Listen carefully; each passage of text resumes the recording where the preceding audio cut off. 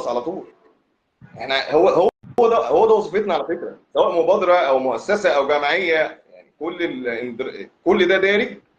دي وظيفتنا احنا، ان احنا اي مشكله نقدر نحلها. هو لو ليا سؤال عايز اساله لطايل، هو ايه التحديات اللي قابلتك في المبادره بتاعتك؟ انت ايه؟ ايه تاني. التحديات اللي قابلتك في المبادره بتاعتك؟ التحديات اللي قابلتنا، عايز اصدمك بدي بقى. احنا كنا مميزين جدا في النقطه دي. ده من ربنا يعني. احنا الحمد لله ما قابلناش اي تحديات.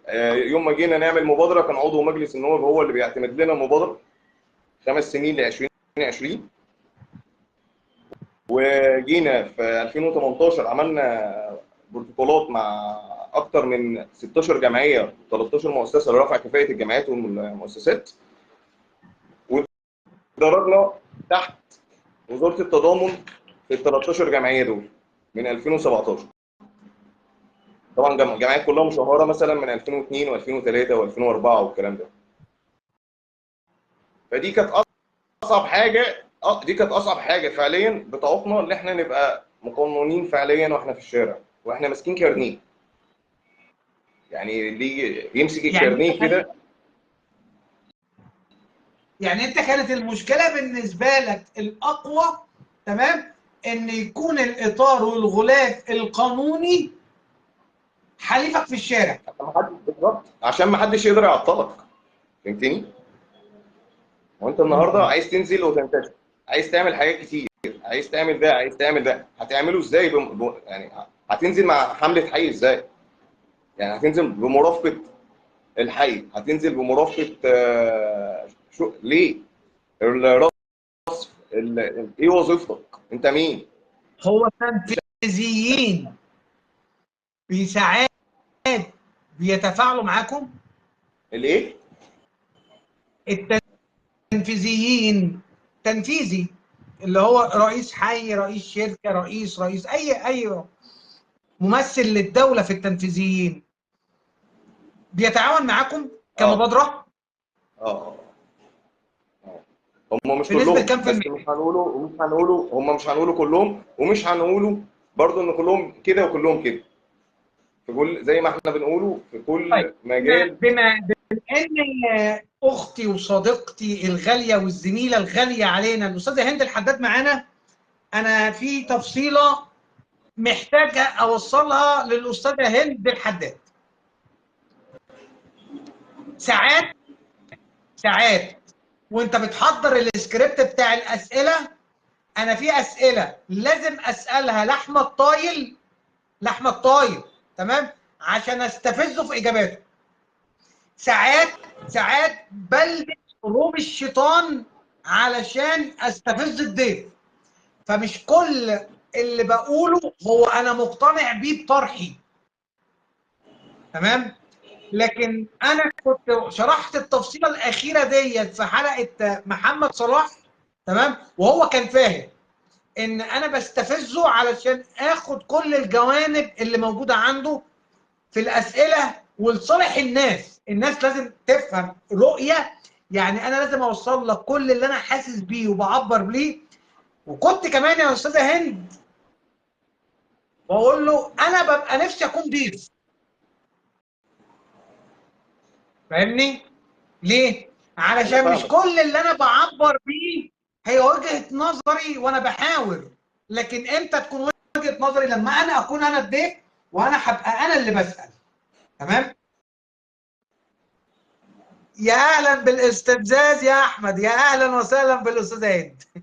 طيب تعالى يلا بينا نرجعوا كده ونشوفوا الناس قالت ايه. استاذه سما قلب التوفيق. استاذه هند طبعا ليك مظله قانونيه افضل. استاذه اكيد. صفصوف منوره الدنيا، تمام. منور استاذ احمد، منور استاذ احمد طيب. هند بتقول لك طبعا من خلال مشاركه المجتمعين ده بند عندهم، يا اهلا بالاستفزاز. شيماء بتقول لك منور يا باشمهندس احمد طايل. كل اللي معانا على اللايف اهلا وسهلا بحضراتكم، بجد بجد منورين الدنيا في برنامج رؤيتي. احمد طيب، مع تلك الظروف اللي واجهت مبادرتك او مبادره غيرك، تمام، ايه اللي تمام. احمد طايل عرف يتغلب عليه من خلال المبادره بتاعته؟ اللي احنا ما بنمشيش بتوجيهات حد، احنا مش بتاع حد، ولا تابع ده ولا اجابه تابع جامده ده. جدا، اجابه ايه؟ جامده جدا. اه. شوف انت اجابه بره الصندوق. انت عارف دكتور وليد يعني. العنسي منور الدنيا معانا على اللايف، بنورك يا قائد. حبيبي يا وليد. احمد، انا عايز اسال سؤال من بره السكريبت، يعني من بره السكريبت خالص. هو انت شايف المشهد ازاي؟ انهي مشهد بالظبط؟ ما علينا. هبه، نورت الدنيا، اختنا الكبيره. نرحب بدكتور دينا بس. معانا على اللايف. اهي معانا دكتور دكتور دينا. دينا منوره الدنيا كلها. حبيبي يا منوره الدنيا دكتور كلها. محمد. استاذ ايمن السويسي منور الدنيا كلها. استاذه منال، احلى كلام. استاذ احمد طيب. دكتور مطر، حوار القاده، تسلم وتعيش. احمد طيب، من لا غير لف ولا دوران، شايف المشهد ازاي؟ ايوه بالظبط. ماشي، المشهد اللي انت تقصده مثلا هنقوله المشهد السياسي. تمام. انا لا ما بلفش وبدور، انا ببقى كده ما لا لا تقلقش. لا لا، مش مشهد ايوه. سياسي، لا لا لا. طب قول لي بقى. مشهد ايوه. المبادرات، هل هي بتخدم الناس فعلا ولا شوف؟ مش محتاج يعني اللي هينزل يعمل حاجه زي دي هيبقى محتاج شو. يعني خلينا نتكلم على يعني المبادرات. رؤيتك انت، قول وانا هسمعك. الايه؟ دي رؤيتك انت، تقول وانا هسمعك. ماشي. بالنسبه للشغالين فعليا في المجتمع المدني باسمه مبادرات محترم، احنا على المستوى الشخصي بندعمها كمبادره وكشركه وكاخوات وكاصحاب، حتى غير مش مبادرتنا احنا بندعم مبادرات تانية زي ما انا قلت لك دلوقتي. عندنا مثلا على فكره حازم الريان، صاحب برضه مبادره اسمها شباب في صحه مصر، من 2020 او من 2019 معانا، كان بينزل معانا في الكورونا، كان بالمبادره بتاعته مفقود جدا. تمام. بعيدا كان لسه ما مسكش بصفه حزبيه، كان عامل مبادره، كان قبل ما ينضم للحزب. تمام. عندك مثلا بص يا احمد، الجانب اللي احنا بنتكلم فيه الناس اللي احنا يعني يصلح نقول عليهم اصحاب مبادرات او اصحاب جمعيات او اصحاب مؤسسات فعليا لخدمه اهالينا كلنا. مفيش حاجه اسمها مواطنين، عشان انا الجمله دي بتستفزني يعني. دول كلهم اهالينا احنا. تمام. احنا ربنا جعلنا سبب اللي احنا نعمل ده، جعلني انا وجعل حضرتك وجعل كل اللي في المجتمع المدني عموما او في غير المجتمع المدني، اللي احنا عندنا عاطفه كده، لو في اي حاجه في اي وقت نقدر نعملها احنا بنعملها. كل اللي شغال في مجتمع مدني بنفس اللي انا بشرحه لك ده، هو لحد النهارده هو ناجح ومحبوب ومكمل لحين بقى ربنا ما يديله الصحه يا رب. يا الا هو يزهق ويقول لك انا مش لاعب تاني. ما جاوبتنيش. عايز ايه؟ انا سؤالي واضح. لا مش انا واضح سؤالي خالص. واضح. مش واضح. سؤالي واضح خالص والله، والسؤال طب بره وضح لي. السكريبت والله، بره الحوار. انا سؤالي، هل كل المبادرات اللي شغاله بتخدم المواطن، ولا لا في منها جزء لا زي لا لا لا لا الكوموفلاش؟ لا طبعا. مش كلها. اللي هو ايه؟ طبعا. لا طبعا مش كلها. في ناس نازله عشان الشو تمام. بس. في ناس عايزه تنزل هنا تتصور وتقول لك انا بعمل وبعمل ده وبعمل ده تقدير بس. في ناس عامله مبادرات احمد وهميه. طاهر كان كام؟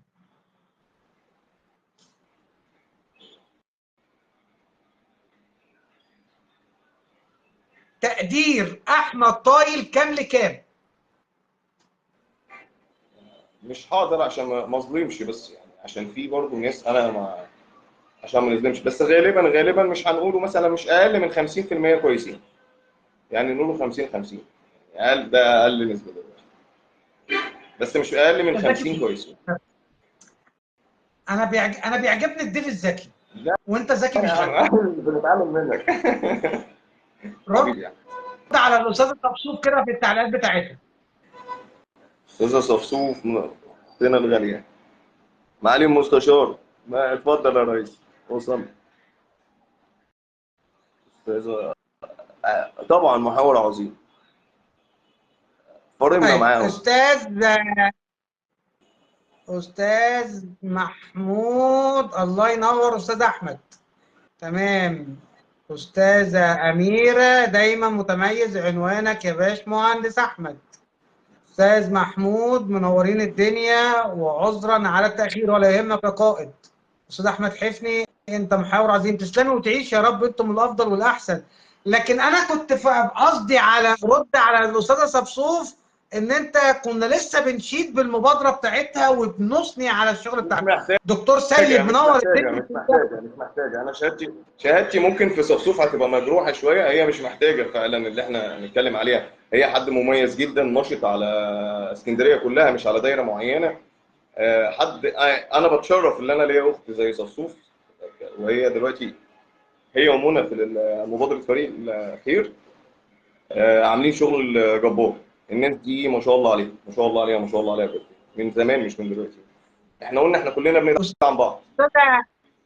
استاذه اميره، انا من النادر لما اشهد لحد بالذكاء، فاشكر حضرتك ان انت بتاكدي رؤيتي في الاستاذ احمد طيب. تسلمي لي تسلمي لي يا دكتور امير، ربنا يخليك يا رب. طيب احمد، انا عندي ليك سؤال، نصيحه لو كتبناها في الروشتة، تمام، ايه الضمانه اللي تدي استمراريه لمبادره ان هي تمشي طول الوقت؟ تمام. اللي انت تبعد عن حاجتين، اللي انت تلم فلوس، لان دي هي اللي بتخرب كل حاجه، لان انت لا يحق ليك اللي انت عايز تتبرع. اي حد، مفيش مبادره في الدنيا تقدر تلم ربع جنيه، مفيش الكلام ده. تمام. فانت النهارده هتيجي تلم فلوس، لا ما تلمش، قول لي اللي انت انت سي مثلا اللي انت نازل تعمل حفله في الحته الفلانيه في الاداره ايتام، لا ايا يكن انت بتعمل ايه. احنا هنعمل 1 2 3 باقي 1 2 3 هات. ده لو انت عايز تقبل دعم من حد. انت مقتصر على المبادره بتاعتك، بتعرف اكتفاء ذاتي مع نفسك، بتعرف تطلع الحاجات دي، تمام جدا. في ناس عايزه تتبرع لك، ارجع للجمعيه اللي انت واخد التفاوض منها عشان تخلي مسؤوليتك نهائيا، يعني ما تتعاملش بالماده دي مع اي حد نهائي. دي رقم واحد. رقم اثنين، تبعد عن القيل والقال، خليك في شغلك. يعني اسمع من هنا وطلع من هنا. احمد حفني وحش، لما يعمل معايا حاجه هيبقى وحش. استنى. استاذه صفصوف بتقول لك الاستاذ احمد طايل تسلم لذوقك وشهاده اعتز بيها، انت اخ فاضل. استاذه صفصوف شرف امبارح ليا والله. كنت بقول ايه فالنهارده احمد طايل من غير ما هو قال نفس الكلام بتاع امبارح، اسمع من هنا وارمي من هنا.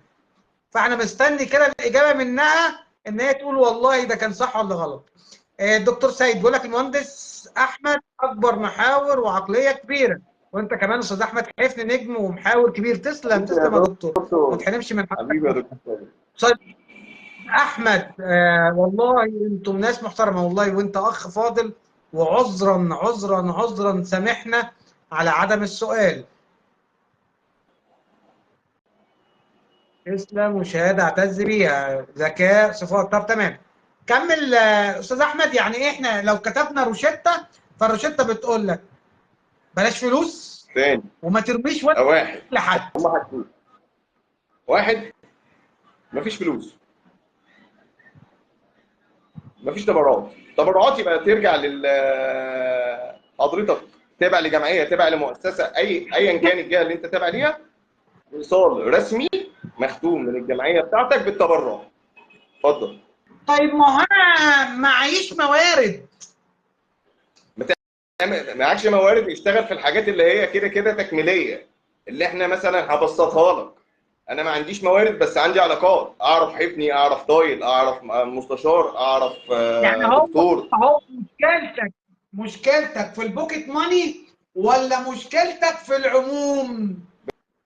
بمعنى تاني،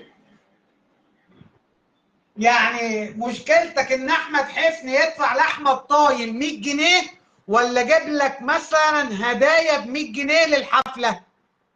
ده ما يجيبش هدايا، مفيش حاجه اسمها يجيب هدايا. النهارده احنا لما بنيجي تاخد ال 100 نعمل جنيه حاجه، بص انا ما اعرفش غيري بيعملها ازاي، فاهمني؟ يعني انا عشان يعني ما سؤال، بقى بلاش هدية. امشي يا تمام. هديه، امشي يا هديه. تاخد ال 100 جنيه؟ لا ما ياخدهاش طبعا. لا طبعا ما حيرتني، ياخدش ولا فلوس. حيرتني. بص يا أحمد، مش حيرتك خالص، انت اللي عايز توصل لنقطه معينه، ها، وانا ما اعرفش الناس دي بتعمل ايه. ايه هو احمد طيب فعلا ما يعرفش الناس دي بتعمل ايه؟ لا طبعا اعرف، بس اللي ربنا طب ستره امال مفيش مخلوق ايه؟ يفضحه يعني. اللي ربنا ستره امال انا ايه؟ ده هفضحه؟ احنا لا اوضه طبعا. وصاله. لا. لا لا لا، اسف اسف اسف، فهمتني غلط، فهمتني غلط. انا مش قصدي سين او صاد، ولا انا معني ان انا اقول اسم فلان، لكن احنا كلنا عارفين التصرفات. فدام احنا معميين عن فلان بس مش معميين عن تصرفاته.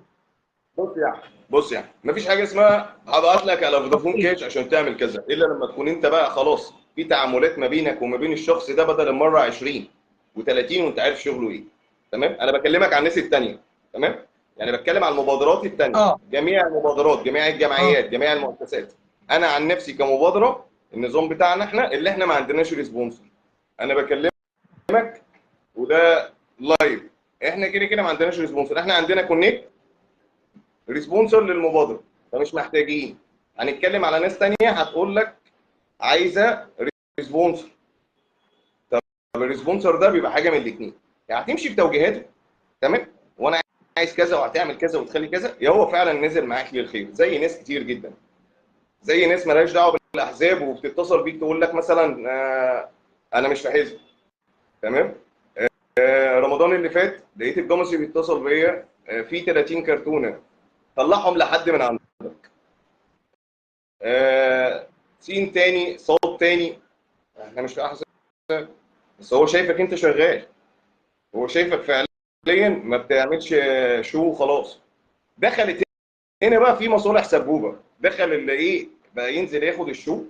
واكتر واحد هيقدر يتكلم في النقطه دي بالذات لان هي ابتدت باخواتنا ذوي الهمم، فاكتر حد كان هيتكلم معاك في القصه دي رجب جوده.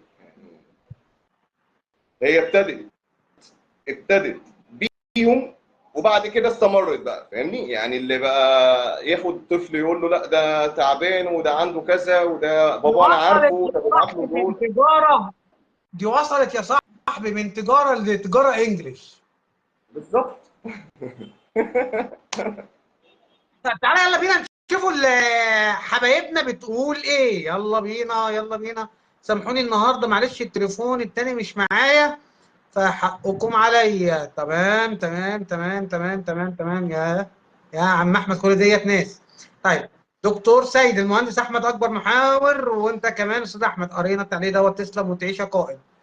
طيب استاذه اميره ما شاء الله، الكلام ده حضرتك برضو يا استاذ احمد ابني برضو محاور متميز، برضو بتبين قدرات الضيف وذكائه. تسلمي يا رب، تسلمي، ما تحرمش من حضرتك. ابو مصطفى بيقول لك انت لما اتكلمت في الذوق والذكاء، فهو الذوق والذكاء استاذ احمد. طيب طيب، تسلم يا استاذ احمد. استاذ احمد والله بشكركم على مساعدتكم ووقوفكم جنب والدتي. والله احنا حقك علينا، احنا مقصرين، والله حقك عليا انا على المستوى الشخصي، انا مقصر. استاذ صفصوف فعلا نفس كلامك بتاع امبارح. استاذ محمود رسولنا الكريم قال ما اجتمعت أمتي على ضلال لو الناس أجمعت إن فلان شغال مجتهد وبيخدم ما ينفعش يغير، وده عكس صحيح. أحسنت. أبو عبد الرحمن، سلام عليكم، تحياتي، منور الدنيا قائد. أستاذ صفصوف، صفصوف الخير. نورهان، بالتوفيق يا باشمهندس أحمد. دكتور السيد، هو عارف بس هو ايه بيقوم بالحفلة او المعرض من جيبه، بيتكلم كده عليك اعتقد. صفصوف، بص شهادة حق استاذ احمد طايل لما كنا بنعمل حاجة كان بيطلع من جيبه لا، الشخصي. احنا كلنا